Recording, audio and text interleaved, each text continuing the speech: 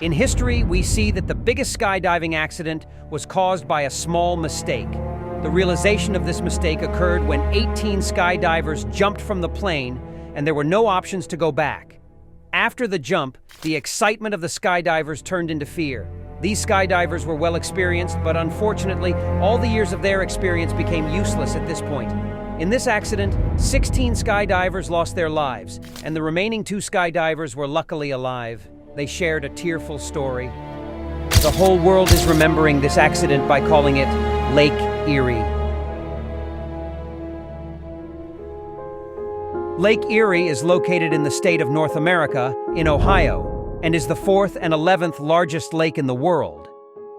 In the south of the lake, 13 kilometers away, there is a small airfield called Ortner Airport.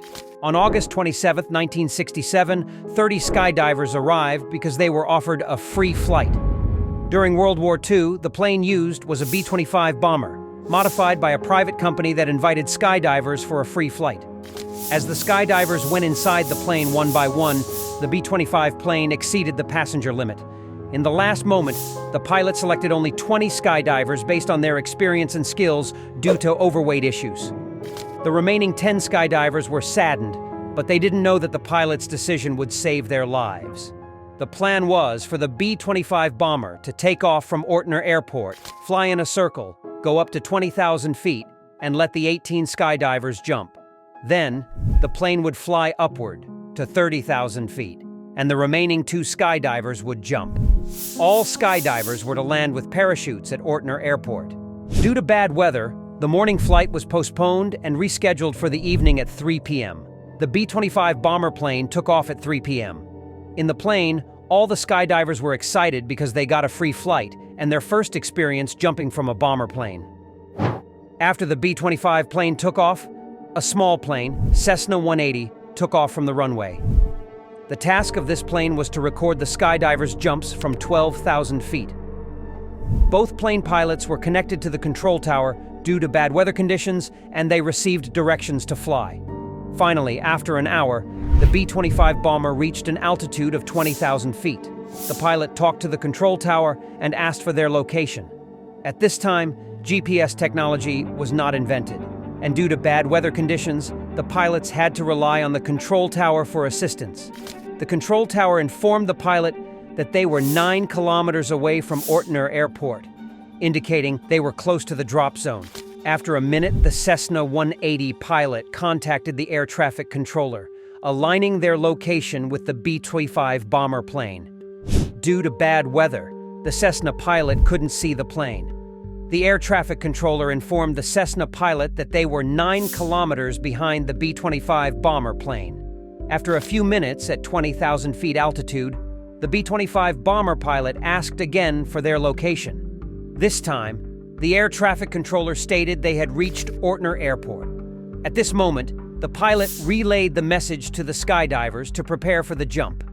The small mistake that caused the loss of skydivers' lives happened. However, at this height, the temperature was 30 degrees Celsius, and due to the cold, the skydivers wore double layers of skydiving suits. All the skydivers jumped from the B-25 bomber plane simultaneously. During the free fall, they formed their positions. However, upon crossing the layers of clouds, their excitement turned tragic. Instead of seeing the airport, they saw Lake Erie all the way below. At this moment, at around 3,000 feet, all the skydivers deployed their parachutes. Their plan was to land on the lake's border, but unfortunately, it didn't happen.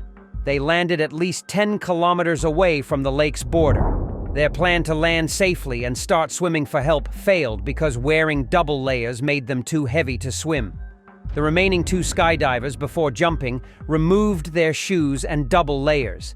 They were able to swim and were rescued, while the remaining 16 skydivers unfortunately lost their lives. Their bodies couldn't be found for days. After a week, the bodies were recovered. This accident made headlines worldwide. Due to this accident, an investigation team was launched. Their task was to determine where the B-25 bomber plane was supposed to drop the divers and who was at fault. According to the air traffic controller, when the B-25 bomber plane dropped the divers, It was inside the 10-kilometer zone of Lac Erie at Ortner Airport. They believed that heavy winds caused the skydivers to drift to the lake. However, if we consider the air traffic controller's claim, the heavy winds could only drift the skydivers 20 kilometers, 10 kilometers from Ortner Airport, and then another 10 kilometers to Lake Erie. Experts calculated the speed of air and the height of diving, concluding that the divers could only drift a maximum of 5 kilometers. The investigation team found the air traffic controller's statement suspicious. According to the pilots, they received the wrong location.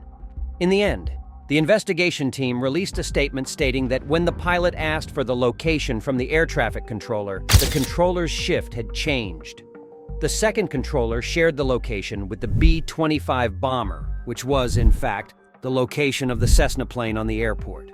The B-25 bomber plane ended up in Lake Erie, and the second mistake was from the pilot and the divers who didn't follow aviation law, jumping without confirming the target. In the memory of the 16 skydivers, other skydivers wearing floating equipment and skydiving into the lake. In 1972, the court ordered the Federal Aviation Authority to be the cause of the death of 16 skydivers and suspended the B-25 bomber pilot's license for a lifetime. They also implemented rules for skydivers to jump at least 50 kilometers away from any lake. If you enjoyed the video, don't forget to subscribe, like this video, and share it with your friends.